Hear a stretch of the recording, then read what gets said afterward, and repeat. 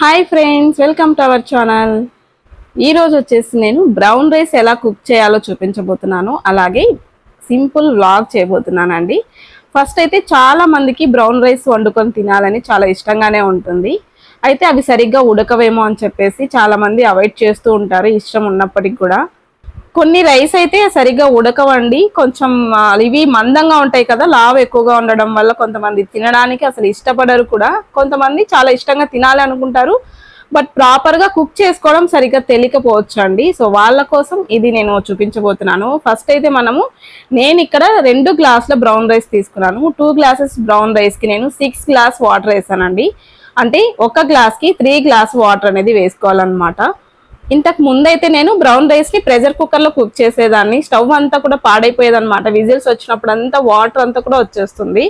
తర్వాత రైస్ కూడా సరిగ్గా కుక్ అవ్వదండి. నాకైతే కొంచెం ఇబ్బందిగానే అనిపించేది. నాకు కూడా తినాలి అని ఉన్నప్పటికీ కూడా నేనైతే వండుకునేదాన్ని కాదనమాట. ఏదైనా రొట్టె కానీ ఇలా వైట్ రైస్ కొంచెం తగ్గించుకొని తినడం కానీ అలా ప్లాన్ చేసుకునేదాన్ని అనమాట. ఇప్పుడైతే నేను చాలా రకాలుగా ట్రై చేసి ఇప్పుడు నేను డైరెక్ట్ రైస్ కుక్కర్లోనే వండుకోవడం ట్రై చేస్తున్నానండి. నేను 2 డేస్ నుంచి ఇప్పుడు రైస్ కుక్కర్లో బ్రౌన్ రైస్ అయితే వండుతున్నాను. చాలా చాలా పర్ఫెక్ట్గా కుక్ అయిపోతున్నాయి. ఇంకా రైస్ వండుకునే ప్రాసెస్ మనకు అంత ఈజీ అయిపోయినప్పుడు ఇంకా రెగ్యులర్ డైట్లో మనకు బ్రౌన్ రైస్ ఉండడం చాలా మంచిది కదా.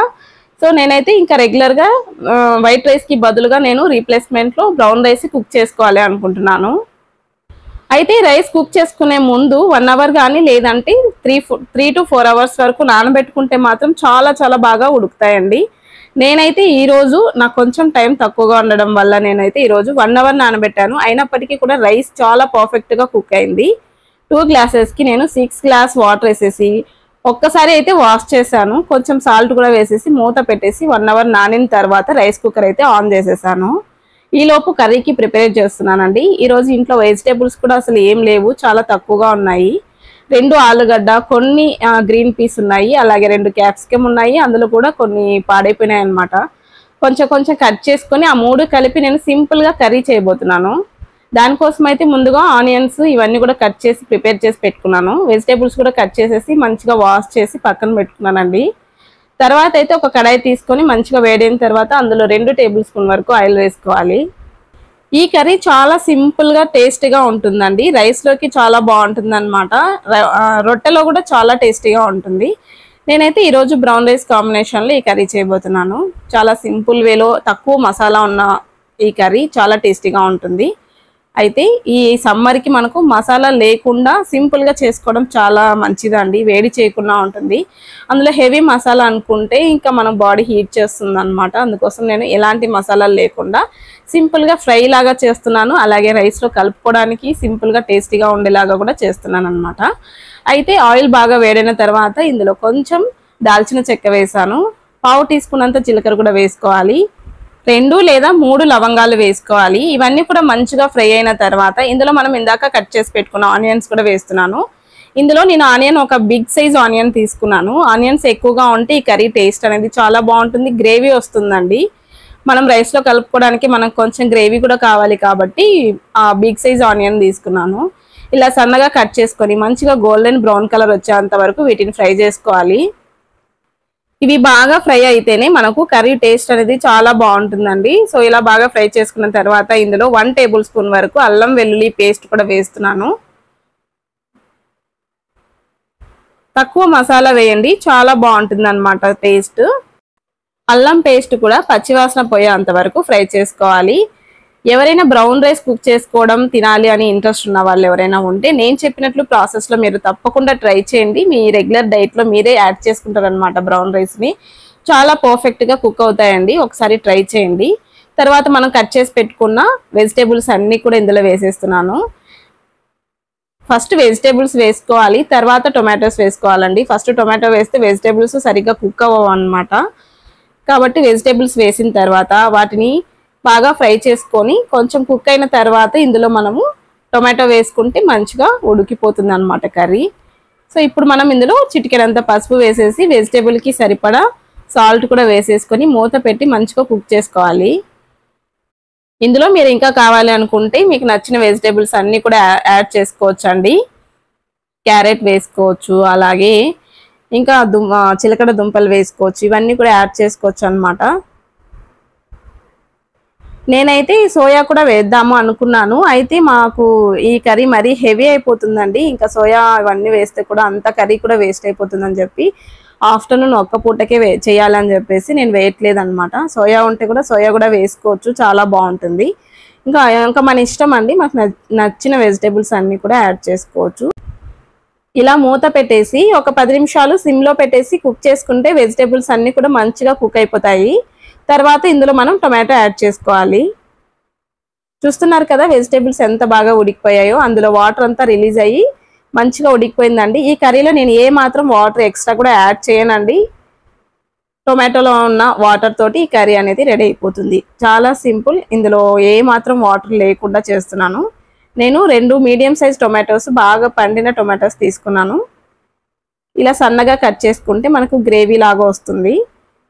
ఇప్పుడు ఒక్కసారి టొమాటోస్ వేసిన తర్వాత ఒక్కసారి బాగా కలిపేసుకొని మూత పెట్టేస్తే టొమాటోస్ కూడా మంచిగా మగ్గిపోతాయి. ఇందులో ఇలా టొమాటోస్ వేసిన తర్వాత మన స్పైసెస్ అన్నీ కూడా యాడ్ చేసుకోవాలండి.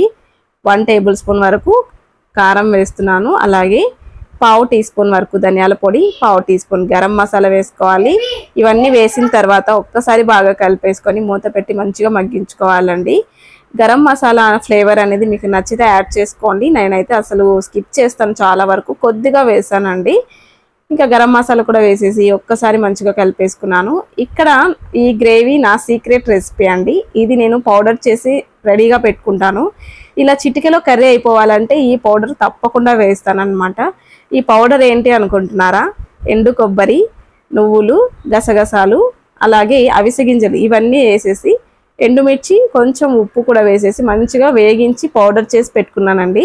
ఇలా మనం తొందరగా కర్రీస్ చేసుకోవాలి అనుకుంటే ఈ పౌడర్ నాకు బాగా హెల్ప్ అవుతుంది. ఈ పౌడర్ నేను ఎప్పుడు స్టాక్ పెట్టుకునే ఉంటానండి.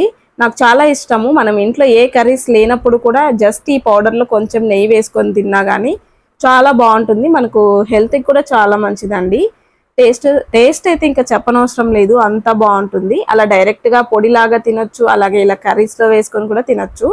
నేను ఇలా సింపుల్గా ఏదైనా కర్రీ చేయాలనుకుంటే మాత్రం నేను జస్ట్ ఆ పౌడర్ వేసేస్తే మనకు టేస్టీగా మంచి గ్రేవీగా వస్తుందన్నమాట. సో చూస్తున్నారు కదా, కర్రీ అయితే రెడీ అయిపోయింది. నేనైతే ఇక్కడ ఏ మాత్రం వాటర్ అయితే అస్సలు వేయలేదు, వాటర్ లేకుండానే చేశాను. చాలా బాగుంటుంది. కర్రీ కూడా రెడీ అయిపోయింది. ఇంకా రైస్ అయితే ఉడుకుతూ ఉందండి. ఈ లోపు నేను ఒక నువ్వుల లడ్డు చేయబోతున్నాను. నా మోస్ట్ ఫేవరెట్, మా అబ్బాయి కూడా చాలా ఇష్టము. మా బాబు కంటే కూడా నాకు ఇంకా చాలా ఇష్టం అండి. ఈ లడ్డూస్ అయిపోతూనే చేస్తూనే ఉంటాను అనమాట, అంత ఇష్టం నాకైతే. సో ఈ రోజు ఆ రెసిపీ కూడా చేయబోతున్నాను ఒకేసారి. ఇంకా ఎలాగో సింపుల్గా రైస్ అండ్ కర్రీ రెండే కాబట్టి నాకు లంచ్ సింపుల్గా అయిపోయింది. నాకు ఎలాగో టైం కూడా సేవింగ్ ఉందన్నమాట. సో ఈ టైంలో నేను ఈ లడ్డూస్ అనేది రెడీ చేయబోతున్నాను.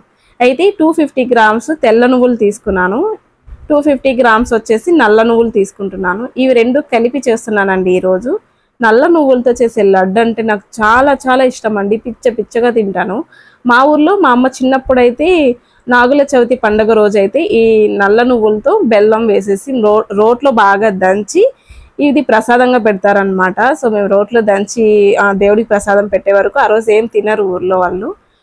ఇంకా ఎప్పుడెప్పుడు ప్రసాదం పెట్టేసి నైవేద్యం పెట్టేసి ఇంటికి వస్తే ఫస్ట్ మేము ఆ నువ్వులు లడ్డే తింటాము. నాకు అంత ఇష్టం. నాకు చిన్నప్పటి నుంచి కూడా చాలా ఇష్టం అండి నువ్వులు. నల్ల నువ్వులు లడ్డు అంటే నాకు చాలా ఇష్టము. అయితే ఇప్పుడు ఈ రెండు మిక్స్ చేసేసి మంచిగా వేగిస్తున్నాను. ఈ నువ్వులు వేగించేటప్పుడు సిమ్లో పెట్టుకొని వేగించాలండి. మంచిగా వేగితేనే లడ్డు టేస్ట్ అనేది కమ్మగా ఉంటుందన్నమాట. సో మనకు వేగినప్పుడు మంచిగా స్మెల్ వస్తూ ఉంటుంది, అలాగే నువ్వులు కూడా కాస్త ఉబ్బినట్లుగా కనిపిస్తాయి. సో ఆ స్టేజ్ వచ్చేంత వరకు బాగా వేగించుకోవాలి. జస్ట్ ఇది వేగించడం ఒక్కటేనండి పని, చాలా సింపుల్ అన్నమాట ఈ లడ్డు చేసుకోవడము. ఇంకా ఇవి మంచిగా వేగిన తర్వాత ఒక ప్లేట్లోకి తీసుకొని పక్కన పెట్టుకోవాలి. వీటిని చల్లారిన తర్వాతే మిక్సీ పట్టుకోవాలి. రోల్ ఉంటే రోట్లో దంచుకుంటే కూడా చాలా బాగుంటుంది, బట్ నా దగ్గర రోలు లేదు కాబట్టి మిక్సీలోనే వేస్తున్నాను. నేను తీసుకున్న 1/2 కేజీ నువ్వులకి ఇక్కడ 2 ముద్దల బెల్లం తీసుకుంటున్నాను. కరెక్ట్గా సరిపోయిందండి. ఈ బెల్లం నాకు కరెక్ట్ మెజర్మెంట్ అయితే లేదు కానీ 2 ముద్దలు అయితే తీసుకున్నాను. వీటిని ఇలా సన్నగా మంచిగా దంచి పెట్టుకోవాలండి, పొడిగా దంచేసుకోవాలి, లేదంటే మిక్సీ పాడైపోతుంది. ఇంకా నువ్వులు కూడా మంచిగా చల్లారిపోయాయి. చల్లారిన తర్వాతే మిక్సీ వేసుకోవాలి. బెల్లం అయితే చాలా సన్నగా పొడిగా దంచి పెట్టుకోండి. అయితే ఇందులో మనం మంచి ఫ్లేవర్ కోసం 5 to 6 వరకు ఇలాచి వేస్తున్నాను, మంచి ఫ్లేవర్ వస్తుందండి. ఇంకా నువ్వులు చల్లారే లోపు నేను ఈరోజు ఫ్రైడే అండి, హెడ్ బాత్ చేశాను కాబట్టి హెయిర్ కొంచెం మంచిగా గాలి వస్తుంది, బయట ప్రశాంతంగా ఉందండి. ఇంకా వంట కూడా అయిపోయింది, ఇంకా లడ్డు ఒకటే అనమాట చేయాల్సింది ఈరోజు. ఇంకా కాసేపు హెయిర్ అంతా కూడా ఆరబెట్టుకోవాలని చెప్పి బయటకు వచ్చాను, మంచి గాలి వస్తుంటే. ఎండలైతే ఈరోజు నిన్న చాలా మంచిగా తగ్గాయండి, తిరుపతిలో వర్షం పడింది కాబట్టి చాలా బాగుంది, వెదర్ చాలా కూల్గా ఉంది. బయట ఆ గాలిని కాసేపు ఎంజాయ్ చేసేసి ఇంకా జడ వేసుకొని ఇంకా నువ్వులు లడ్డు చేయడానికి అయితే వెళ్ళాను. నాకైతే ఫుల్ కోల్డ్ చేసిందండి, అలాగే ఇంకా వాయిస్ ఇస్తున్నాను, వాయిస్ ఎంత దారుణంగా ఉంటుందో ఏమో మరి. ఇంకా ఫస్ట్ అయితే మిక్సీ గిన్నె తీసేసుకొని అందులో యాలకులు వేసేస్తున్నాను. యాలకులు ఫస్ట్ వేస్తే అవి కింద ఉండిపోతాయి కదా, మంచిగా ఫైన్గా పౌడర్ అయిపోతుంది. తర్వాత సగం బెల్లం వేసుకొని సగం నువ్వులు వేసుకొని బ్లెండ్ చేస్తున్నాను. సగం సగం వేసుకుంటే మంచిగా ఫైన్గా పౌడర్ అవుతుంది, ఒకేసారి మొత్తం వేసేస్తే సరిగ్గా బ్లెండ్ అవ్వదని చెప్పేసి సగం సగం వేస్తున్నానండి. చాలా బాగుంటుంది అనమాట అలా వేస్తే, ఫైన్గా పౌడర్ అనేది రెడీ అయిపోతుంది. ఇలా సగం వేసిన తర్వాత మూత పెట్టేసి మిక్సీ ఎలా అంటే ఫస్ట్ స్పీడ్లో పెట్టుకోవాలి, తర్వాత కొంచెం పల్స్ చేయాలి, మళ్ళీ గ్రైండ్ చేసుకోవాలి, తర్వాత పల్స్ చేయాలి. అలా ఆపుకుంటూ చేస్తే మంచిగా పౌడర్ అనేది రెడీ అవుతుందండి. రివర్స్లో బ్లెండ్ చేసుకోవాలి. చూస్తున్నారు కదా ఎంత బాగా పొగలు వస్తుంది, మంచిగా పౌడర్ అయిపోయిందండి, ముద్దలాగా వచ్చేస్తుంది అనమాట. సో ఇందులో మనం ఎలాంటి బటర్ కానీ నెయ్యి కానీ వేయాల్సిన అవసరం లేదు, ఇది ఆటోమేటిక్గా మనం కొంచెం లడ్డులాగా ఈజీగా లడ్డు చుట్టేసుకోవచ్చండి. చాలా అంటే వేడిగా ఉంటుంది, మనం వేడిగా ఉన్నప్పుడు వీటిని లడ్డులు చేసేసుకోవాలి అంతే. ఇప్పుడు ఇదంతా కూడా ఒక బౌల్లోకి తీసేసుకొని మూత పెట్టేసుకోవాలి, చల్లారిపోతే వేడి ఉండలు చేయలేము కాబట్టి మూత పెట్టేసుకోవాలి. ఇలాగే ఇంకా నెక్స్ట్ ప్రాసెస్ కూడా సేమ్ ఇలాగే చేసేసుకొని మనం కావాల్సినంత సైజులో లడ్డూలు చుట్టుకుంటే సరిపోతుంది అనమాట. సో నెక్స్ట్ నువ్వులు కూడా వేసేసుకొని సేమ్ ఇలాగే బ్లెండ్ చేసుకోవాలి. మనకు నువ్వులలో ఆయిల్ కంటెంట్ ఎక్కువగా ఉంటుంది కాబట్టి అది మనకు ముద్దలాగా వస్తుందండి. సో ఇలా మూత పెట్టేసుకోవాలి, ఫస్ట్ రెడీ చేసుకున్న పిండికి ఇలా మూత పెట్టేసుకొని పక్కన పెట్టుకోవాలి. ఇంకా నెక్స్ట్ ప్రాసెస్ కూడా సేమ్ యాజ్ ఇట్ ఈస్గా బ్లెండ్ చేసేసుకుంటే ఇంకా అన్నీ కూడా ఒకే విధంగా లడ్డూస్ అనేది రెడీ చేసుకోవచ్చు. ఇంకా సేమ్ అండి, ఇంకా రెడీ చేసిన పిండి కూడా మళ్ళీ కూడా ఒక బౌల్లోకి తీసేసుకొని ఇప్పుడు ఒక దాంట్లో కొంచెం బెల్లం ఎక్కువగా ఉంటుంది, ఇంకొకసారి వేసింది కొంచెం బెల్లం తక్కువగా ఉంటుంది. అలాగే యాలకుల పొడి ఇంతకు ముందు వేసిన దాంట్లో ఉంది కాబట్టి ఈ పిండి అంతా కూడా ఒకసారి బాగా కలిపేసుకోవాలి. నెక్స్ట్ టైం వేసిన దానికి కూడా మంచి ఫ్లేవర్, యాలకులు వేసాం కదా అదంతా కూడా బాగా కలుపుకుంటే మొత్తం ఒకే టేస్ట్ అనేది వస్తుంది. ఇలా ఒకసారి బాగా కలుపుకున్న తర్వాత ఇందులో మనం కావాల్సినంత సైజులో లడ్డూస్ అనేది రెడీ చేసుకోవచ్చు. సో ఇందులో మనం నెయ్యి అస్సలు వేయాల్సిన అవసరం లేదండి, ఆల్రెడీ నువ్వుల్లో ఆయిల్ కంటెంట్ ఎక్కువగా ఉంటుంది కాబట్టి మనకు ఇలాంటి లడ్డు బోన్స్కి ఎదుగుదలకి చాలా చాలా బాగా హెల్ప్ అవుతుంది. చిన్న పిల్లలకి బెస్ట్ లడ్డు అండి, ఎదిగే పిల్లలకి చాలా బాగా బోన్స్ చాలా స్ట్రాంగ్ అవుతాయి. ఇందులో కాల్షియం ఎక్కువగా ఉంటుంది కాబట్టి ప్రతిరోజు పిల్లలకి లడ్డు ఒకటి ఇస్తే చాలా మంచిది అనమాట. లేడీస్కి కూడా ఇర్రెగ్యులర్ పీరియడ్స్కి చాలా బాగా హెల్ప్ అవుతుంది. నువ్వులు తినండి, పీరియడ్స్ రాని వాళ్ళకి నువ్వులు తినండి అని చెప్తుంటారు కదా, సో అదేనండి మనకు ఇర్రెగ్యులర్ పీరియడ్స్ కూడా మంచిగా ప్రాబ్లం సాల్వ్ అయిపోతుందండి. చిన్న సైజులో లడ్డూస్ ఇలా చేసుకుంటే సరిపోతుంది అనమాట. సో చూడండి చాలా ఈజీగా లడ్డూస్ కూడా రెడీ అయిపోతున్నాయి, చాలా ఈజీ అండి, చాలా తక్కువ టైంలోనే ప్రిపేర్ చేసుకోవచ్చు. మనకు టైం సేవింగ్ అలాగే హెల్త్ బెనిఫిట్స్ చాలా ఉన్నాయి. సో ఇలా సింపుల్గా లడ్డూలు అనేది అన్నీ చుట్టేసిన తర్వాత మీకు చూపిస్తాను.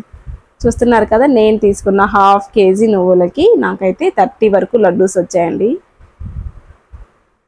చాలా చాలా బెస్ట్ కదండి 30 లడ్డూస్, చాలా ఈజీగా ప్రిపేర్ చేసుకోవచ్చు, చాలా హెల్దీ. ఇంకా బ్రౌన్ రైస్ చూడండి ఎంత బాగా కుక్ అయిపోయిందో, చాలా పర్ఫెక్ట్గా ఉడికిపోయిందండి. సో మనం నార్మల్గా మనం ఎలాంటి స్ట్రెస్ తీసుకోవాల్సిన అవసరం లేదు, సరిగ్గా ఉడకదేమో అని టెన్షన్ కూడా అవసరం లేదు, చాలా బాగా ఉడికిపోతుంది.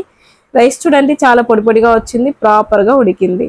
సో ఇలా చేసుకుంటే పిల్లలు కూడా చాలా ఇష్టంగా తింటారండి. మా పిల్లలకి ఆల్మోస్ట్ అలవాటు అయిపోయింది, బాగా తింటున్నారు. ఫస్ట్ అయితే పిల్లలకి తినిపించాలి అనుకున్నప్పుడు కొంచెం పెరుగు వేసి తినిపించండి, ఇంకా పెరుగులో టేస్ట్ అనేది చాలా బాగుంటుంది అనమాట. బ్రౌన్ రైస్ అలాగే పెరుగు రెండు కలిపితే ప్రోబయోటిక్ అండి, పిల్లలకి చాలా మంచిది, పెద్దవాళ్ళకి చాలా మంచిది.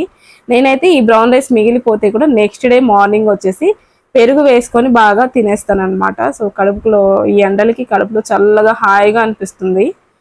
ఇలాంటి రైస్ తింటే కూడా మనకు కూడా చాలా మంచిది అనమాట, వెయిట్ గెయిన్ అవ్వకుండా ఉంటాము. తప్పకుండా మీరు కూడా ట్రై చేయండి. రైస్ కుక్కర్లో ఒకసారి కుక్ చేసి చూడండి. ఒక గ్లాస్కి 3 గ్లాస్ వాటర్ మర్చిపోకుండా వేయండి. సో 3 గ్లాస్ అనేది కంపల్సరీ ఉండాలి. మనం నార్మల్ రైస్కి వేసేదానికంటే ఒక గ్లాస్ ఎక్స్ట్రా వాటర్ అనేది వేయాలి. ఎక్స్ట్రా అయినా పర్లేదు కానీ తక్కువ కాకుండా చూసుకోండి. బ్రౌన్ రైస్ అనేది బెస్ట్ బ్రౌన్ రైస్ క్వాలిటీ చూసుకొని తీసుకోండి. రైస్లో కూడా ఉంటుందండి డిఫరెన్స్. మంచి క్వాలిటీ రైస్ తీసుకుంటే ఇంకా మంచిది అనమాట. ఇంకా నేను చేసిన ఈ కర్రీ అలాగే బ్రౌన్ రైస్ ఈరోజు మా లంచ్ ఇదే అనమాట. సో నెక్స్ట్ వీడియోలో మళ్ళీ కలుద్దాం. అంతవరకు టేక్ కేర్, బాయ్.